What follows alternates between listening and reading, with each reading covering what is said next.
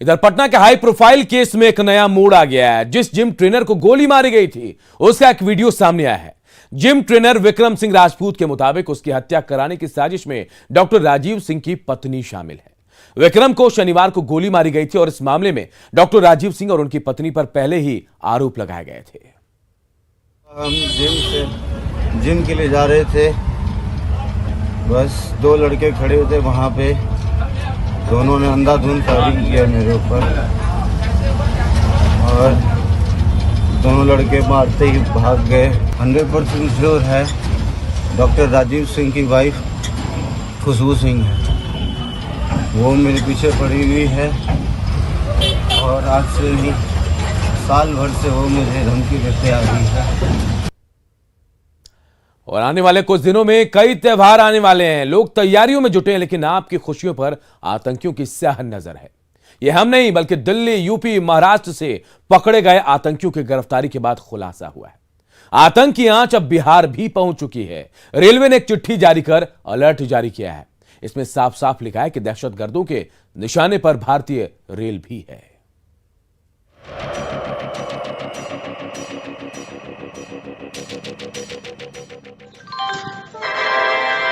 कृपया ध्यान दीजिए।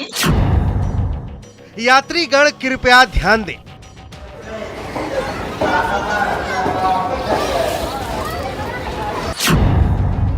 आईएसआई के निशाने पर है भारतीय रेल।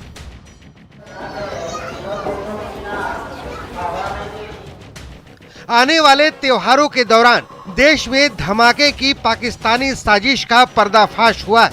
6 दिन पहले दिल्ली, महाराष्ट्र और यूपी से गिरफ्तार इन आतंकियों की गिरफ्तारी के बाद चौंकाने वाला खुलासा हुआ है। खुलासा ये कि सभी आतंकी नवरात्रि और रामलीला के दौरान धमाका करना चाहते थे। पकड़े गए आतंकियों में से 2 ने पाकिस्तान में बम बनाने की ट्रेनिंग ली थी। आतंकियों के निशाने पर भारतीय रेल भी थी। इनपुट के मुताबिक आतंकी आरडीएक्स के जरिए बड़ा धमाका करने की फिराक में थे। लिहाजा पूर्व मध्य रेलवे की ओर से एक चिट्ठी जारी की गई है, जिसमें साफ साफ लिखा हुआ है कि दिल्ली पुलिस द्वारा 2 आतंकी को पकड़ा गया है, जिसे पाकिस्तानी आईएसआई एजेंट होने की संभावना व्यक्त की गई है। जिसके हवाले से ज्ञात हुआ है कि देश के विभिन्न जगहों पर पुल पुलिया, रेलवे ट्रैक एवं भीड़ भाड़ वाले स्थानों पर विस्फोटक आरडीएक्स का प्रयोग कर क्षतिग्रस्त करने की मंशा है, जिससे रेल के पुल पुलिया, रेलवे ट्रैक तथा रेलवे स्टेशनों पर अतिरिक्त सुरक्षा व्यवस्था की आवश्यकता है। जो खुलासा किया गया है, जो जानकारी दी गई है वो बेहद चौंकाने वाली है। और वो जानकारी ये है कि आईएसआई जो है वो रेलवे को जो है वो अपना निशाना बना सकता है। जो पुल पुलिया है या भीड़ भाड़ वाले इलाके हैं वहाँ पे आरडीएक्स लगा करके विस्फोट कर सकता है। और भीड़ भाड़ वाले इलाके में खासतौर पे जो है वो ब्लास्ट करने की मंशा जो है वो आईएसआई की है। और इसी बात को ध्यान में रखते हुए आरपीएफ के जो आयुक्त हैं उनके तरफ से ये अलर्ट जारी किया गया है। जाहिर है बिहार के सीमावर्ती जिलों समेत छोटे बड़े सभी स्टेशनों को अलर्ट जारी कर दिया गया है। दरअसल 3 महीने पहले यानी 17 जून को दरभंगा रेलवे स्टेशन के प्लेटफॉर्म नंबर 1 पर पार्सल में विस्फोट हुआ था। विस्फोट छोटा था, लेकिन उसके तार भी पाकिस्तान तक निकले हैं। उस केस की जांच अभी एनआईए के हवाले है। न्यूज़ 18 के लिए पटना से अमित कुमार की रिपोर्ट। बिहार में शराबबंदी कानून लागू है, लेकिन शराब की बिक्री है कि रुक नहीं रही है। शराब के नशे में धुत लोग जो है कई जगहों पर दिख जाते हैं। पश्चिमी चंपारण से ऐसी 3 तस्वीरें सामने आई है। बोरिया में एक व्यक्ति शराब के नशे में सड़क किनारे पड़ा रहा। स्थानीय लोग उसे उठाने की कोशिश भी करते रहे, लेकिन वो इतना मदहोश था कि खड़ा भी नहीं हो पा रहा था। वहीं दूसरी तस्वीर नरकटियागंज से आई, जिसमें एक व्यक्ति शराब के नशे में पुल पर पड़ा रहा। और तीसरी तस्वीर जो है वो नरकटियागंज के एक बागीचे की है। देखिए, नशे में धुत यही शख्स दिखाई दे रहा है। ये तस्वीरें उस जिले की है जहां 2 महीने पहले ही जहरीली शराब से 16 लोगों की मौत हुई थी। लेकिन शराब का अवैध कारोबार अब भी चल रहा है और लोग खूब शराब भी पी रहे हैं।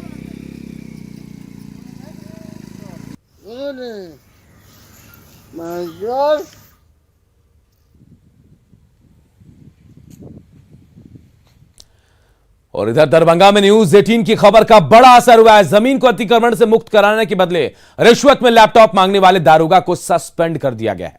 पीड़ित ने एसएसपी से हायाघाट के थानेदार मोहम्मद तारिक अनवर अंसारी की शिकायत की थी।